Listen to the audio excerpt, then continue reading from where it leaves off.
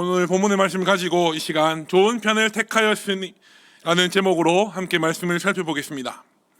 오늘 우리가 살피는 이 본문의 말씀은 예수님을 영접한 한 가정 마리아와 마르다 자매의 모습을 기록하고 있는 본문 말씀입니다.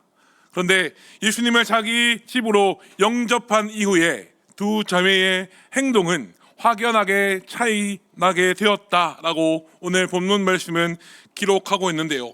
오늘 우리가 함께 살피는 말씀을 통하여 제자의 모습, 특별히 하나님을 예배하는 예배자의 모습이 어떠해야 하는지를 한번 살펴보고 하나님께서 우리에게 베풀어 주시는 그 은혜를 받아 누리는 귀하고 복된 시간이 될 수 있기를 간절히 소망합니다. 오늘 본문을 함께 살펴보기에 앞서서 한 가지 생각해 보고자 하는 것은 이 본문 말씀을 기록하는 누가는 왜 본문 말씀에 앞서서 25절로 37절 말씀에 선한 사마리아인의 이야기를 기록해 놓은 다음에 오늘 마르다와 마리아 이야기를 기록해 놓고 있는가 하는 점입니다.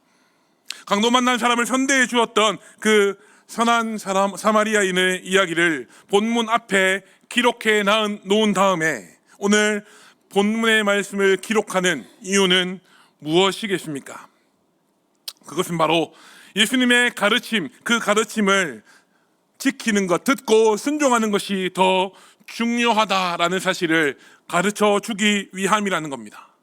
남을 향하여 선을 행하는 것보다 예수님의 가르침을 듣고 그 말씀을 배우는 것이 훨씬 더 중요하다라는 사실을 누가는 우리에게 깨닫게 하기 위하여 그런 순서로 사마리아인, 강도 만난 사람을 선대해 주었던 사마리아인의 이야기를 기록해 놓은 다음에 오늘 우리가 읽었던 본문 마르다와 마리아의 이야기를 기록해 놓고 있다라는 겁니다. 본문에 앞서 기록된 선한 사마리아인의 이야기를 자칫 잘못 읽으면 어떻게 됩니까? 하나님의 말씀과는 전혀 상관없이 남에게 보여지는 행동, 남을 향하여 선한 일을 하기만 하면 된다. 그렇게 하면 하나님이 베풀어 주시는 구원을 받을 수 있다. 그 은혜를 받을 수 있다라는 오해를 일으킬 수 있기 때문에 그 오해를 미연에 방지하고자 그 순서로 사마리아인의 이야기를 기록한 이후에 오늘 마르다와 마리아의 이야기를 성경은 기록해 놓고 있다라는 겁니다. 본문에 앞서 5절로 7절 말씀에 가서 보게 되면요, 예수님이 70인의 제자들을 사역하라고 내보내시는 장면이 기록되어 있습니다. 그리고 어떤 말씀으로 예수님은 제자들에게 명령하십니까? 너희가 전하는 평안, 그 평안의 복음을 받고 너희를 환영하는 사람, 너희를 영접하는 사람의 집에 들어가서 거기 유하며 그 사람들이 주는 것을 먹고 마시라라고 말씀하셨다고 오늘 누가복음 10장 5절로 7절 말씀은 분명히 기록해 놓고 있습니다. 그런데요, 오늘 본문에 와서 보면 제자들에게 하셨던 그 명령, 사역을 하기 위하여 제자를 보내시면서 하셨던 그 예수님의 말씀을 예수님이 직접 실천에 옮기셨다라는 사실을 보게 되는데, 오늘 우리가 읽었던 38절 말씀을 보면 이렇게 기록합니다. 우리 38절 말씀을 다시 한번 읽어보겠습니다. 그들이 시작. 일갈 때에 예수께서 한 마을에 들어가심에 마르다라 이름하는 한 여자가 자기 집으로 영접하더라. 아멘. 예수님이 한 마을에 들어가셨습니다. 들어가셔서 한 집, 예수님을 영접하는 그 마르다라는 이름을 가진 여자의 집에 들어가셨다라는 사실을 38절 말씀은 분명히 기록하고 있습니다. 마르다가 자기의 집으로 영접하였다라는 말씀을 기록하는 38절 말씀을 통하여 우리는 그 집의 주인이 마르다라는 사실을 우리는 어렵지 않게 깨닫게 됩니다. 그 마르다에게는 여동생이 한 명 있었는데 성경은 그 여동생 마리아에 대하여 어떤 말씀으로 기록하고 있습니까? 우리 39절 말씀도 다시 한번 읽어보겠습니다. 39절 말씀이 다 함께 읽겠습니다. 그에게 마리아라 하는 여동생이 있어 주의 발치에 앉아 그의 말씀을 듣더니, 아멘. 주의 발치에 앉아 그 예수님의 말씀을 들었다라고 성경은 분명히 기록하고 있다라는 거죠. 꽤 오랜 시간 우리나라도 그러했습니다마는 예수님이 이 땅에 계시던 당시 유대 사람들도 남자와 여자가 거주하고 사용하는 공간들을 구분해 놓고 아주 특별한 예외적인 경우가 아니라면 그 공간을 침범하지 않고 교류하지 않았습니다. 그런데 오늘 마르다의 동생 마리아는 어떤 모습으로 있었다라고 기록합니까? 예수님의 발치에 앉아서 예수님이 그 입으로 말씀하시는 그 말씀을 듣고 예수님의 가르침을 받고 있었다라고 오늘 본문은 우리에게 분명히 기록하고 있습니다. 그러면요, 마리아가 예수님의 발치에 앉아서 하나님의 말씀, 예수님이 그 입술로 말씀하시는 그 말씀을 듣는 일에 집중할 수 있었던 이유는 무엇이었겠습니까? 제가 앞서 말씀드렸습니다마는 사회적으로 널린 통념, 남자의 공간과 여자의 공간이 구분되어 있는 그 사회적인 통념을 지키는 것보다 언니를 도와서 자기 집에 방문한 손님들을 음식으로 대접하는 그 일보다 예수님의 발치에 앉아서 예수님이 입술로 말씀하시는 그 말씀을 듣는 것이 더 귀하다라는 사실을 너무너무 잘 알고 있었기 때문에 마리아는 예수님의 입에서 나오는 그 말씀들에 온전히 집중할 수 있었던 것입니다.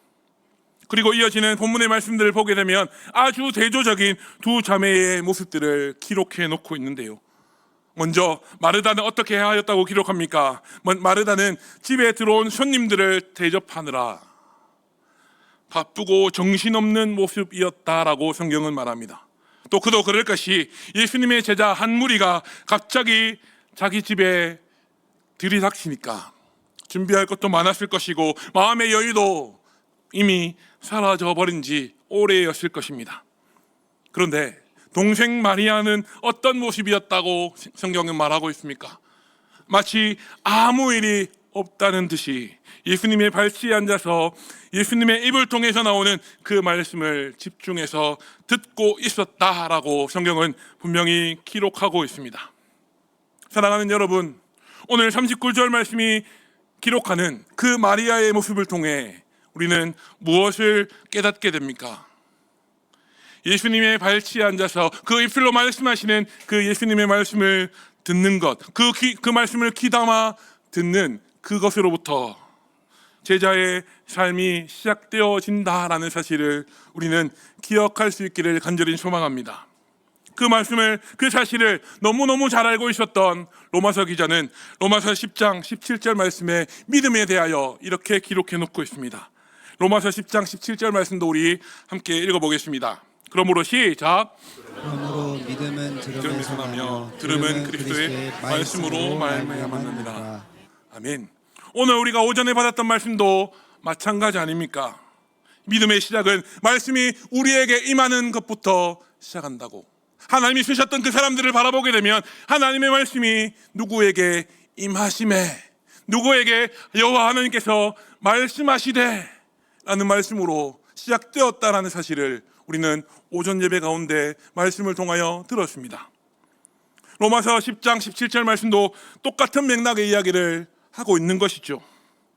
그리스도의 말씀을 듣는 것이, 그 일이 우리의 믿음이 시작되는 사건이다라는 사실을 분명히 성경 말씀은 기록해 놓고 있다라는 것을 기억하고 우리의 변화무쌍한 감정과 우리의 경험과 우리의 이성에 근본한 그것들에 근원한 우리의 믿음이 아니라 영원토록 변하지 않는 그 하나님의 말씀 위에 믿음의 뿌리를 든든히 내리고 날마다 그리스도의 장성한 분량에 이르기까지 자라가시는 저와 여러분들이 다 되실 수 있기를 간절히 소망합니다.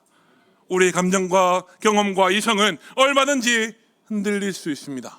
그러나 영원히 변하지 않는 그 하나님의 말씀은 영원 무궁토록 1.1핵도 변하지 않는다는 사실이 다시 한번 오늘 이 말씀을 함께 나누는 저와 여러분들의 마음에 깊이 새겨질 수 있기를 간절히 소망합니다. 다시 본문으로 돌아가서 보면요, 마리아의 이 모습, 예수님의 발치에 앉아서 예수님의 말씀을 듣고 있는 이 마리아의 모습을 본 마르다는요, 예수님께 조금 억지스러운, 조금 억울한 마음을 가졌을지도 모르겠습니다. 아니, 손님들이 이렇게 많이 와서 이렇게 바쁘고 정신이 하나도 없는데 예수님은 마리아에게 가서 이렇게 바쁘고 정신이 없으니 마르다 언니를 좀 도와주어라 라고 예수님이 마리아에게 말씀해 주시면 안 되나 하는 섭섭하고 서운한 마음이 들었을 것입니다. 그리고 이어지는 40절 말씀을 보면요, 마르다는 마리아 자기 동생에게 불만을 표시하는 것이 아니라 예수님께 불만을 표시하고 있음을 우리는 보게 됩니다. 40절 말씀은 그 마르다의 불평불만을 어떻게 기록하고 있는가, 우리 40절 말씀도 함께 읽어보겠습니다. 마르다는 시작. 마르다는 준비하는 일이 많아 마음이 분주한지라 예수께 나아가 이르되 주여 내 동생이나 나 혼자 일하게 일하게 두는 것을 생각하지 아니하시나이까. 아니하시나이까. 그를 명하사 나를 도와주라 하소서. 아멘. 마르다가 이렇게 이야기하는 이유는 예수님이 그 예수님의 제자들을 섬기고 접대하는 자기의 수고와 노력, 그리고 애쓰는 그 마음을 몰라주신다고 생각했기 때문이었을 겁니다. 이 말씀을 읽는 우리의 머릿속에는요, 한 가지 질문이 싹 지나가게 되는데 어떤 질문이 머릿속을 스쳐 지나가셨습니까? 이 말씀을, 이 40절 말씀 함께 읽는 우리의 마음속에 지나갔던 질문은 무엇이었습니까? 아니, 마르다가 마리아를, 자기 동생을 조용히 불러서 말하면 되지, 왜 굳이 예수님께 이렇게 버릇없이 이렇게 이야기해야 되는가, 그게 맞는 것인가 하는 질문이 아마 저와 여러분들의 머릿속에 스쳐갔을 줄로 믿습니다. 아멘. 마르다가 조용히 불러서 자기 동생을 혼내면 되는 일입니다. 마리아, 정신 차려. 너 지금 뭐 하고 있는데? 지금 손님들이 와서 이렇게나 바빠 죽겠는데 네가, 이 집의 주인인 네가 예수님의 발치에 앉아서 말씀을 듣고 있는 것, 나는 바빠 죽겠는데 나를 돕기는커녕 그 예수님의 발치에 앉아서 말씀을 듣고 배우는 게 말이 되는 거니? 빨리 가서 음식 준비해 라고 마르다가 마리아를 조용히 불러서 혼내도 되는 일이었습니다. 그런데 성경은요, 마르다가 마리아가 아닌 예수님 앞에 그렇게 말했다라고 기록하고 있죠. 예수님, 왜 내가 바쁜 거 이해 안 해주십니까? 지금 말씀을 듣고 있는 저 내 동생, 빨리 나를 도와라고 말씀 좀 해주십시오 라고 예수님께 불평불만을 하고 있다라는 겁니다. 그러나 우리 예수님은 어떻게 반응하십니까? 그 마르다의 마음이 분주하고 복잡한 상황에 있다라는 사실을 너무나 잘 아셨던 그 예수님은 급작스럽게 많은 손님들이 찾아왔고, 그로 말미암아 많은 손님들을 대접하면서 잘 하려고 하다 보니 마음이 급했다, 염려가 앞섰다, 걱정이 앞섰다라는 사실을 이미 알고 계셨던 그 예수님은 마르다에게 무엇이라 말씀하십니까? 41절, 42절 말씀을 다시 한번 우리 함께 읽어보겠습니다. 41절, 42절입니다. 주께서 시작. 주께서 대답하여 이르시되 마르다야, 마르다야, 내가 많은 일로 염려하고 근심하나 몇 가지만 하든지 혹 한 가지만이라도 족하니라. 마리아는 이 좋은 편을 택하였으니 빼앗기지 아니하리라 하시니라. 아멘. 예수님은 마르다에게 무엇이라 말씀하셨다라고 성경은 기록합니까? 몇 가지만 하든지 한 가지만 해도 괜찮다. 너무 많은 것을 준비하지 않아도 되고 오직 한 가지만 준비해도 괜찮다. 그러더니 부담 가지지 말고 간단하게 준비하라 라고 말씀하셨다라는 거죠. 물론 두 가지 일, 음식을 준비해서 손님을 대접하는 것과 말씀을 듣는 것이 중요하지 않은 일은 아니라고 할 수 있겠지만 42절 앞부분에 있는 예수님의 대답을 통하여 성경은 말씀을 듣는 것이 음식을 준비하고 손님을 접대하는 일보다 더 중요하다라는 사실을 우리에게 말해주고 있다라는 겁니다. 섬김의 기회는 얼마든지 더 있으니 직접 예수님의 말씀 입술로 통하여 선포되어지는 그 말씀을 듣는 것이 더 중요하다라고 우리에게 말해주고 있다라는 거죠. 이어지는 42절 후반부 말씀에 가서 보면 예수님께서 마리아에 대하여 자기 발치에서 말씀을 듣고 있는 그 마리아에 대하여 어떻게 말씀하셨다라고 기록합니까? 마리아는 어떤 편을 택하였다라고 말씀하십니까? 이 좋은 편을 택하였으니 결코 뭐하지 아니할 것이라고 말씀하십니까? 빼앗기지 아니할 것이다 라고 예수님은 분명히 말하고 있다라는 겁니다. 예수님은 마리아가 예수님 발치에서 말씀을 듣는 그 행동을 좋은 것, 좋은 편이라고 표현하고 계심을 우리는 말씀을 통하여 보게 되는데요. 오늘 본문이 기록하는 좋은 편, 좋은 것이라는 단어의 원어를 찾아보면 아가도스라는 표현을 사용하고 있습니다. 이 아가도스라는 단어는 보통 선하다, 좋다라는 의미로 해석이 되는데요. 오늘 본문의 말씀에 그 아가도스의 용법은 예수님의 발치에 앉아 예수님이 그 입술을 통하여 선포하시는 그 말씀에 귀를 기울이는 것, 하나님의 말씀에 온전히 집중하는 그것, 그 행위는요, 사람의 힘으로 할 수 있는 것이 절대로 아니라는 것입니다. 하나님의 말씀이 선포될 때에 내가 내 힘으로 아무리 집중하려고 노력해봤자 집중할 수가 없다라는 뜻이죠. 그러면 우리가 어떻게 하나님의 말씀에 집중을 할 수 있습니까? 온전히 집중하는 것은 사람의 힘과 노력이 아니라 하나님의 은혜와 하나님의 능력이 있어야만 가능하다라는 사실을 우리에게 분명히 오늘 말씀은 말해주고 있다라는 겁니다. 종합해 보자면 마리아가 손님을 접대하고 음식을 준비하는 일이 아니라 하나님의 말씀을 듣는 일, 그 하나님의 말씀 앞에 온전히 집중한 일을 선택했던 것처럼 이 땅을 살아가는 모든 성도들은 하나님의 능력과 은혜로 말미암아 오직 하나님의 말씀을 듣는 일, 그 일들을 선택해야 하고 최선을 다해 하나님의 말씀에 집중하여 그 말씀을 들어야 한다는 진리의 말씀을 우리에게 선포해 주고 있다라는 겁니다. 사랑하는 여러분, 이 말씀을 함께 나누는 저와 여러분들의 모습, 우리의 마음과 우리의 자세는 어떠한지를 돌아볼 수 있기를 간절히 소망합니다. 오늘 본문 말씀을 통해 보는 마리아처럼 말씀을 듣는 그 행위, 이 자리에 나와서 함께 예배하며 말씀 듣는 그 예배의 한 시간을 이 세상의 그 어떤 것들보다 높은 우선순위에 두고 늘 하나님의 말씀을 선택하는 삶을 살아가고 있는지, 아니면 예배를 드리고 하나님의 말씀 듣는 내가 앉은 이 자리에서 우리는 말씀이 아닌 다른 것을 말씀보다 높은 우선순위에 놓고 살아가고 있지는 않은지 나 자신을 돌아볼 수 있는 오늘 이 예배 시간이 될 수 있기를 간절히 소망합니다. 사랑하는 여러분, 우리는 5월, 6월 두 달을 지내면서 예배의 자리, 우리의 자리라는 슬로건을 가지고 예배의 자리 지키기 캠페인을 진행하고 있습니다. 이 예배의 자리 지키기 캠페인을 진행하면서 우리는 새벽마다 기도의 자리에 앉을 때마다 대표 기도로 섬길 때마다 어떻게 기도하고 있습니까?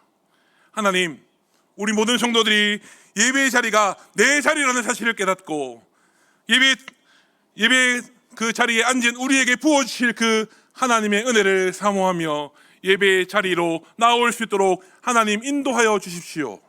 하나님 그 발걸음을 주장하여 주십시오 라고 우리는 새벽마다 기도의 자리에 앉을 때마다 그렇게 기도하며 이 캠페인을 진행해 가고 있습니다.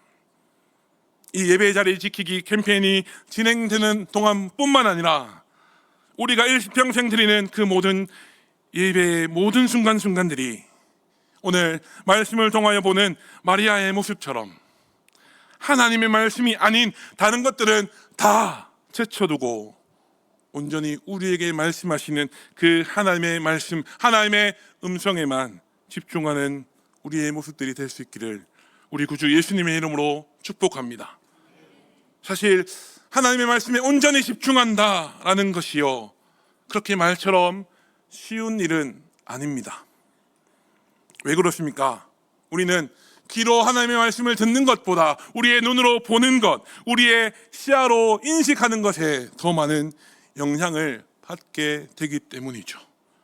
예를 들어서 오늘 저 집사님이 화장이 좀 잘 먹었는데 라거나, 아니면 오늘 성가대 가운 색깔이 좀 바뀌었는데 라거나, 아니면 오늘 목사님 넥타이 색깔이 약간 목사님 얼굴하고 잘 어울리는데 라는 그런 것처럼 우리는 시각에서부터 오는 영향들이 우리의 마음을 말씀에 온전히 집중하지 못하도록 우리의 마음을 흔들어 놓는다라는 사실을 부정할 수 있는 사람은 아무도 없을 것입니다. 그뿐입니까? 그것만, 우리의 시각만 우리의 마음을 흔들어 놓는 것은 아닙니다. 가장 큰 문제는요, 우리의 손에, 우리의 주머니나 가방에, 혹은 어쩌면 지금 성경책 옆에 나란히 올려놓았을지도 모르는 그 스마트폰입니다. 예배 중에 전화가 오면 우리는 어떻게 대처합니까? 어떻게 대처하세요? 예배 중에 말씀을 듣고 있는 중에 전화가 울리게 되면 우리는 어떻게 반응합니까? 일단 소리만 안 나게 닫아놓고 예배 중입니다, 예배 끝나고 전화 드리겠습니다 라고 하면 제가 이런 얘기를 안 하겠죠. 그렇게 모범적으로 행동하시면, 온전히 말씀을 듣는 일에 집중하신다 그러면 제가 이러지 않을 겁니다. 예배 중에 전화가 울립니다. 벨소리가 되었건 진동이 되었건 누가 나에게 전화를 걸면 솔직한 우리의 모습들은 어떠합니까? 갑자기 말씀을 제쳐두고 핸드폰을 들고 이 핸드폰이 마치 하나님이라도 되는 것 마냥 뛰쳐나가서 전화를 받으시지 않습니까? 제가 오늘 이 얘기는 원고에 없는 얘기인데요, 제가 2부 예배 때도 그런 분 2분 봤습니다. 네.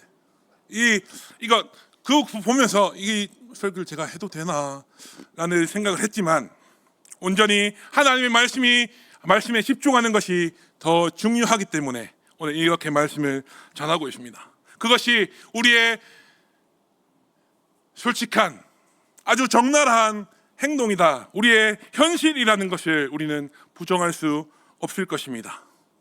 사랑하는 여러분, 하나님의 말씀을 듣는 것보다 이 자리에 말씀하시는 그 하나님의 음성보다 더 귀중한 것은 없습니다. 그 사실을 믿으십니까? 그 어떤 것도 하나님의 말씀보다 더 우선순위를 차지할 수 없고, 그 어떤 것도 하나님보다 더 귀중할 수 없습니다. 이 사실을 믿으시죠? 아멘이시죠? 그러면요, 우리가 늘 붙들고 사는 그 스마트폰, 우리 손에서 잠시도 떨어지지 않는 그 핸드폰을 예배를 드리는 그 1시간만큼은, 또 말씀을 듣는 그 시간만큼은, 우리가 집에서 말씀을 묵상하고 함께 기도하는 그 시간만큼은 그 스마트폰을 하나님의 말씀 앞에 온전히 내려놓고 우리에게 말씀하시는 그 하나님의 음성에 온전히 집중할 수 있는 저와 여러분들이 다 되실 수 있기를 간절히 소망합니다. 이 스마트폰이요, 얼마나 우리의 마음을 뒤흔들어 놓냐면 계속 마음이 가게 만듭니다. 온전히 하나님의 말씀에 집중할 수 없도록 만듭니다. 참 편한 시대를 살아가지만 그 편한 것이 능사는 아니다 라는 사실을 우리는 뼈저리게 느끼는 시대를 살아가고 있습니다. 우리가 믿는 그 내용처럼 하나님의 말씀보다 그 어떤 것도 우선시 될 수 없다, 그 어떤 것도 하나님의 말씀보다 귀중한 것은 없다라고 고백하시는 저와 여러분들이 온전히 하나님의 말씀에 집중할 수 있도록 우리가 가진 스마트폰, 우리의 시각을 잠깐 내려놓을 수 있는 은혜가 우리 가운데 충만할 수 있기를, 그리하여 하나님의 말씀에 온전히 순종하는 자에게 주시는 그 하나님의 은혜와 복을 받아 누리며 살아가시는 저와 여러분들이 다 되실 수 있기를 우리 구주 예수님의 이름으로 축복합니다. 함께 기도하겠습니다.